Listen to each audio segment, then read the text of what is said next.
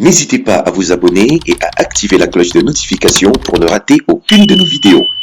Et n'oubliez pas de liker cette vidéo si elle vous a plu. Merci. Karas Media TV. The African Window. Aujourd'hui, notre invité est un artiste plasticien scénographe. Il va pouvoir nous raconter son parcours, ses projets, mais aussi nous parler de lui dans l'intimité. C'est Coco Confiteor d'Ossou. Il est né dans une ville située à 30 km de Lomé, au nord. C'est un artiste plurivalent qui a commencé la peinture tôt dans son enfance et qui a suivi des années après une formation en chaudronnerie industrielle et autres. Ces formations lui permettront plus tard de se perfectionner dans son domaine, c'est-à-dire les arts plastiques et la scénographie. Bonjour Coco Confiteor d'Ossou, artiste plasticien et scénographe. Tu es installé à Segbé à Kato au Togo dont tu es originaire. Comment vas-tu? Et tout de suite, peux-tu nous définir ces deux métiers à ta façon et nous dire comment tu les allies au quotidien? Je vais bien. Merci pour la question et merci aussi pour l'opportunité. Artiste plasticien scénographe, effectivement. L'art plastique ou l'artiste plasticien, c'est cet artiste qui a la capacité de discuter avec tous les éléments de la nature, d'avoir leur autorisation de les transformer. Et la scénographie ou le scénographe, c'est le cerveau, c'est le cerveau d'un événement, c'est le cerveau si je vais aller dans le domaine théâtral, c'est le cerveau du théâtre, c'est le cerveau du cinéma, parce que le scénographe, il est le designer de l'espace. Il imagine, il crée, il installe. Mais tout ceci en commun accord avec le metteur en scène, les comédiens. Mais non, comment est-ce que j'arrive à lier les deux, la scénographie et l'art plastique? Moi, je dis que la scénographie et l'art plastique vont de pair.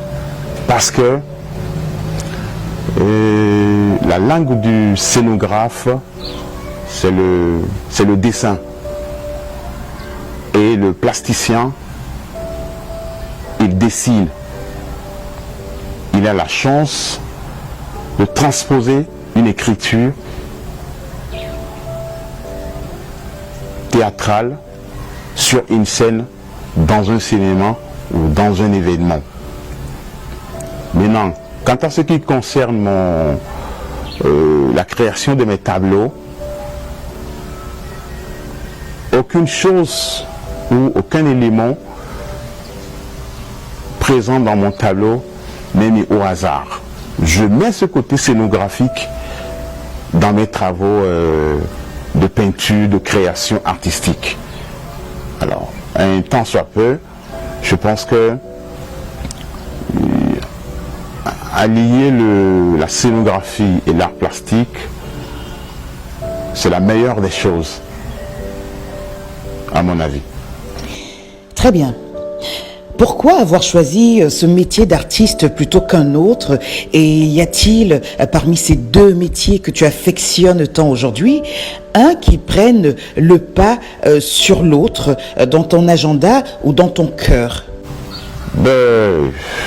J'ai pas choisi ce métier, mais ce métier m'a choisi. Je ne suis pas devenu artiste, mais je suis né artiste. Je ne peux pas aussi dire que un médium entre les deux prend le pas sur l'autre, parce que je le vis chaque jour je le pense chaque jour, je le consomme chaque jour. Nous savons que tu as participé à plusieurs expositions de peinture chez toi au Togo et à l'étranger, on va en parler. Pour l'instant, peux-tu nous en dire un peu plus sur Coco l'homme, nous parler de ton enfance par exemple? Coco, c'est un être humain comme les autres, mais juste que Coco est un entonnoir ouvert. Je suis un entonnoir ouvert, je le reconnais. J'ai eu à discuter un peu de mon enfance avec ma maman et qui me disait, dès ta naissance, et ta tête était ouverte. Et en tant que ma maman, elle est infirmière d'État. Du coup, elle a exploité de son expérience et tout, de son carrure, pour arriver à mettre en place ma tête. Alors, quand j'ai suivi la discussion avec maman, je me suis dit, mais attends, je suis un entonnoir.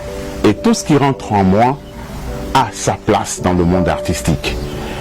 Et dans mon enfance, je savais bien, je reconnais, et aujourd'hui je le dis aux gens, je dessinais déjà les personnages des romans.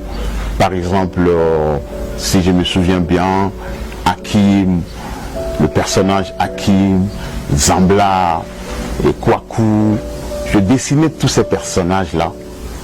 Et dans ma chambre, je les collais contre les murs.